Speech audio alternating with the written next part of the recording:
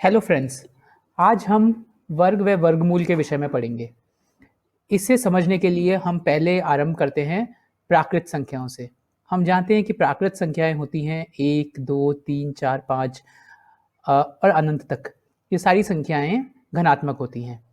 अगर मैं इसमें से कोई भी एक प्राकृत संख्या लूँ 2, अगर मैं 2 का गुणा 2 से करता हूँ तो हमारा आंसर आता है 4, जिसको कि हम 2 की पावर 2 या 2 स्क्वायर के रूप में भी लिख सकते हैं।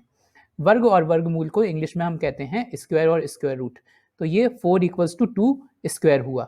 इसी तरीके से मैं अगर कोई और संख्या ले 3 और मैं 3 का गुणा 3 से करूं तो हमें उत्तर मिलेगा 9 और इसे हम लिख सकते हैं 3 के स्क्वायर के रूप में।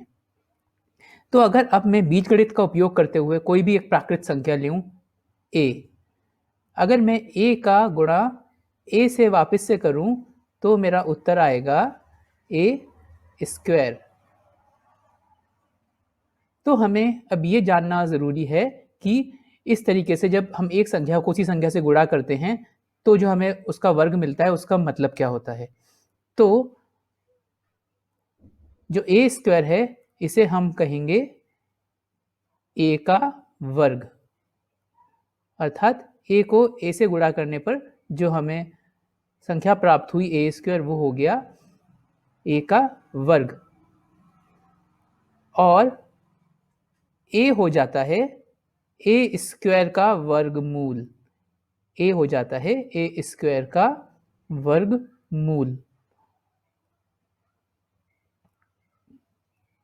अभी हम इसको चिन्हों के रूप में समझने की कोशिश करेंगे कि हम वर्ग और वर्गमूल को किस तरीके से प्रदर्शित करते हैं। जैसे कि हमने देखा था अभी 4 2 का वर्ग है, तो हम लिखेंगे 2 का वर्ग यानी कि 2 का स्क्वायर बराबर 4। और जब हम बोलेंगे कि 4 का वर्गमूल 2 है तो हम इसको प्रदर्शित करते हैं इस प्रकार के चिन्ह से। 4 का वर्गमूल हो जाता है 2। मैं आपको वर्ग और वर्गमूल के बारे में एक रोचक तथ्य बताता हूँ। जैसे कि हमने ये तो पता किया कि 2 का गुना 2 से करने पर हमें 4 मिलता है। अगर आप इसी तरीके से -2 का गुना -2 के साथ करिए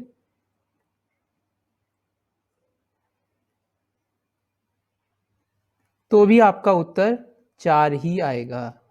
यानी कि अगर मैं बोलूं कि मुझे 4 का वर्गमूल निकालना है, अर्थात मुझे ऐसी संख्या ज्ञात करनी है जिसको कि उसी से गुणा करने पर 4 आता है, तो मेरे पास में ऐसे 2 उत्तर होंगे, एक 2 और एक -2। अर्थात किसी भी संख्या का वर्गमूल 2 संख्याएं होती हैं, एक धनात्मक में और एक ऋणात्मक में। लेकिन क्योंकि हम इस अध्याय में प्राकृत संख्याओं के बारे में बात करेंगे, इसलिए हम केवल धनात्मक संख्याओं के विषय में बात करेंगे। तो इस प्रकार से हम बोल सकते हैं कि जब किसी संख्या को उसी संख्या से हम गुणा करते हैं तो जो नंबर प्राप्त होता है या संख्या प्राप्त होती है वह उसका वर्ग होती है, और वो संख्या जो वर्ग करने पर प्राप्त हुई है अपने आप में एक पूर्ण वर्ग कहलाती है। और जब हम किसी पूर्ण वर्ग का वर्गमूल निकालते हैं तो हमें वो संख्या प्राप्त होती है जिसको कि उसी संख्या से गुणा करने पर हमें वो पूर्ण वर्ग प्राप्त हुआ था। अब हम वर्ग के कुछ नियमों के बारे में बात करते हैं।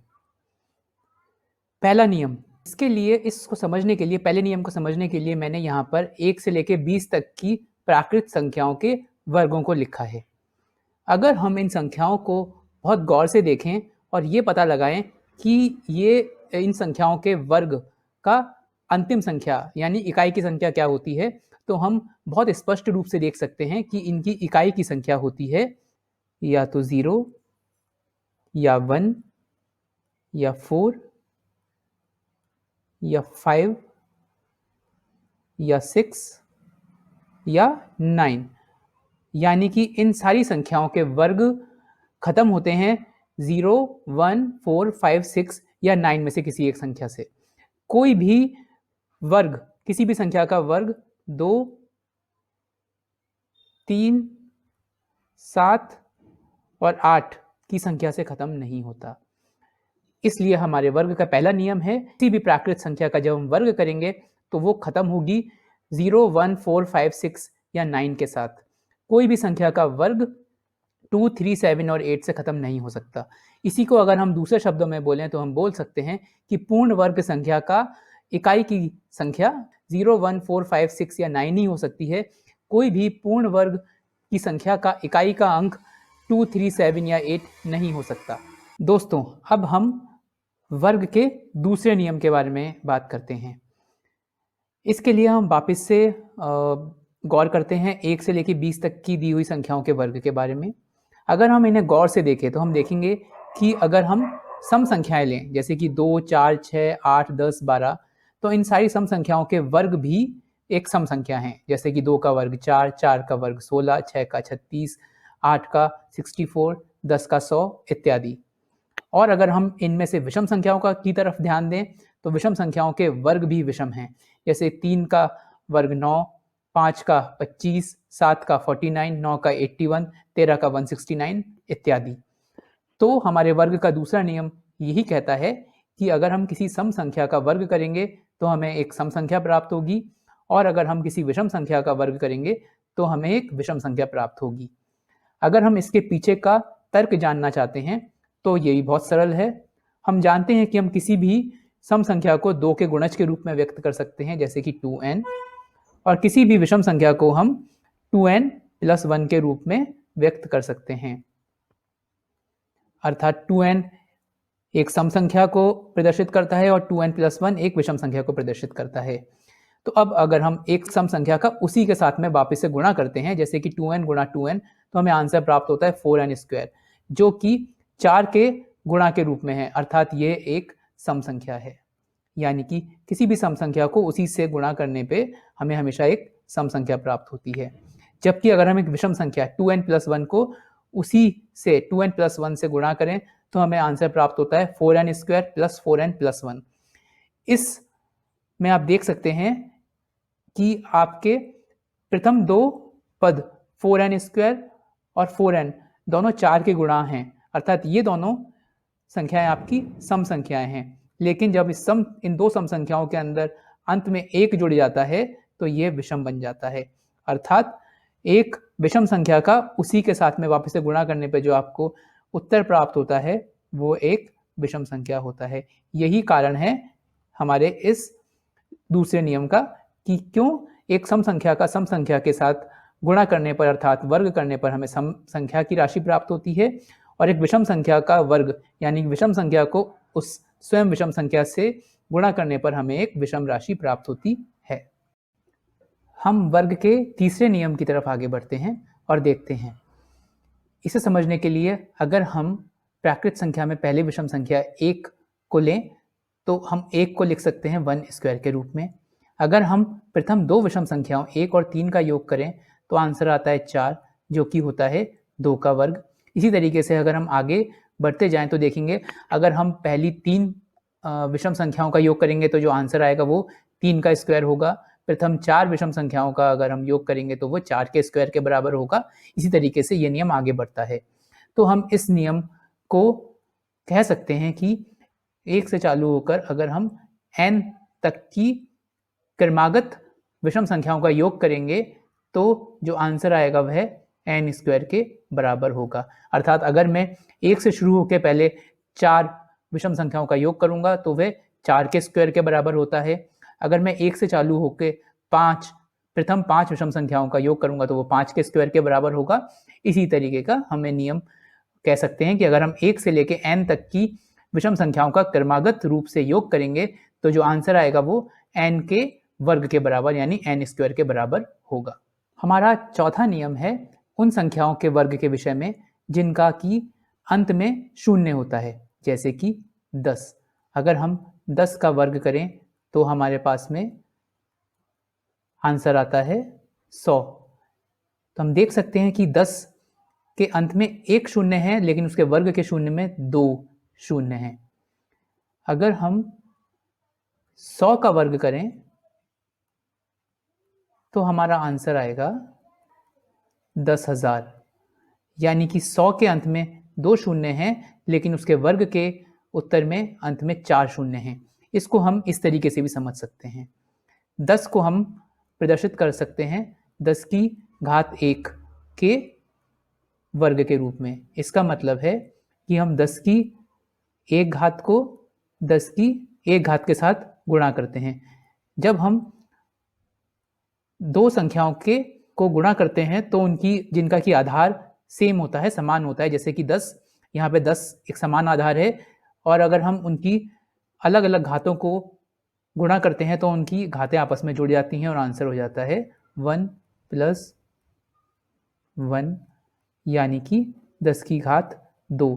यानी कि जब मैंने 10 का वर्ग किया तो 10 के अंत में एक शून्य है, लेकिन जब उसका वर्ग किया तो उसके अंत में 2 शून्य आ जाते हैं। इसी प्रकार से अगर मैं 100 को भी इसी तरीके से प्रदर्शित करूं तो 100 का मतलब है 10 की घात 2।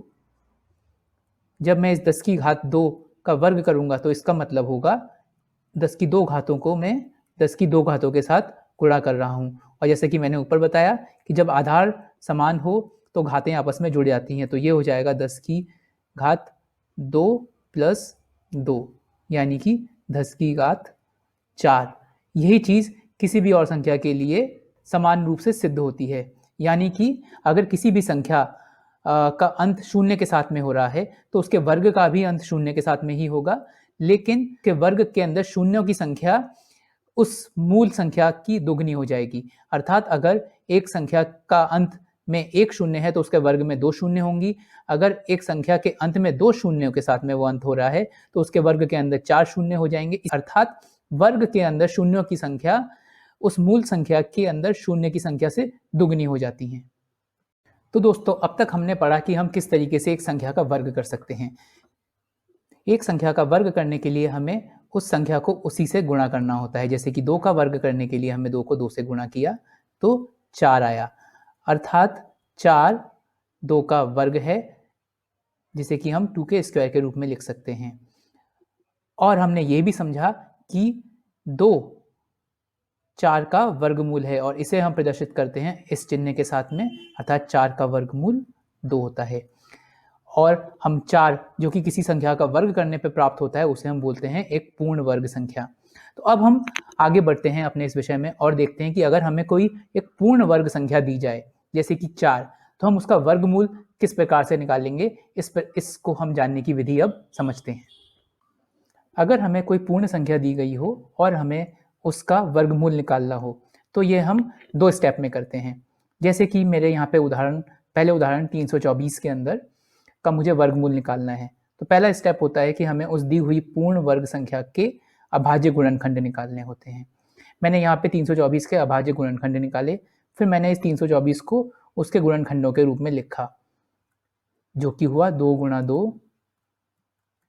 × 3 × 3 × 3 × 3, 2 बार और 3 4 बार गुणा हुआ है। अब दूसरा स्टेप होता है कि मुझे इन अभाज्य गुणनखंडों के युग्म बनाने होते हैं, अर्थात समान संख्या वाले गुणनखंडों को मुझे एक युग्म में लिखना होता है। जैसे कि 2 और 2 को मैंने एक युग्म में लिखा, 3 और 3 का एक जोड़ा बनाया और 3 और 3 का एक और जोड़ा बनाया। इस तरीके से मैंने उनके गुणनखंडों को युग्मों में विभाजित कर लिया।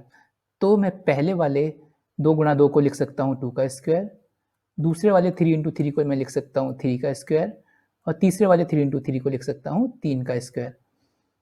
अगर मैं स्क्वायर को पूरा बाहर निकाल लूँ तो मैं इसको लिख सकता हूँ 2 × 3 × 3 का पूर्ण स्क्वायर,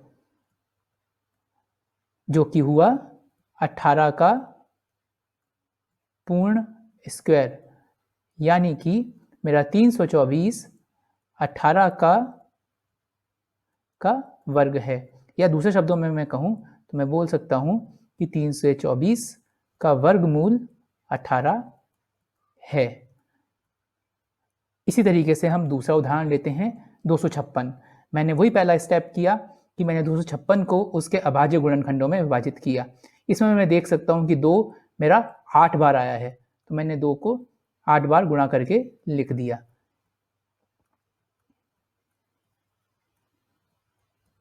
तो मैंने पहले स्टेप में इसके अभाज्य गुणनखंडों के गुणन के रूप में 256 को लिखा, यानी कि मैंने 2 को 8 बार गुणा करते हुए लिखा। अब दूसरा स्टेप, मुझे इनके युग्म बनाने हैं। तो मैंने पहले 2 का एक युग्म बनाया, तीसरे और चौथे 2 का दूसरा युग्म, 5वें छठे का तीसरा युग्म और 7वें और 8वें का चौथा युग्म बनाया। तो मैं इनको बोल सकता हूँ कि 2 का स्क्वायर गुणा 2 का स्क्वायर गुणा 2 का स्क्वायर गुणा 2 का स्क्वायर, यानी कि अगर मैं पूरे स्क्वायर को बाहर निकालूं तो ये हो जाएगा 2 गुणा 2 गुणा 2 गुणा 2 का स्क्वायर, यानी कि 16 का स्क्वायर। यानी कि मैं बोल सकता हूं कि मेरा 256 16 का पूर्ण वर्ग है। या दूसरे शब्दों में मैं ये बोल सकता हूं कि 256 का वर्गमूल 16 है। यानी कि अगर हमें किसी भी पूर्ण संख्या का वर्गमूल ज्ञात करना हो तो हमें पहले स्टेप में उस संख्या के सारे अभाज्य गुणनखंडों को निकालना होगा और फिर हमें उस संख्या को उसके अभाज्य गुणनखंडों के गुणन के रूप में लिखना होगा। फिर जो समान संख्याएं आएंगी हमें उनके युग्म बनाने होंगे, अर्थात उन्हें 2-2 के जोड़े के रूप में लिखने होंगे। और जब हम उन्हें 2-2 के जोड़े के अंदर लिख लेंगे तब हम उन्हें इस प्रकार से पूर्ण स्क्वायर के रूप में व्यक्त कर सकते हैं और हमें फिर उसका वर्गमूल मिल जाएगा। तो ये हमारा किसी भी संख्या को वर्गमूल निकालने का विधि होती है।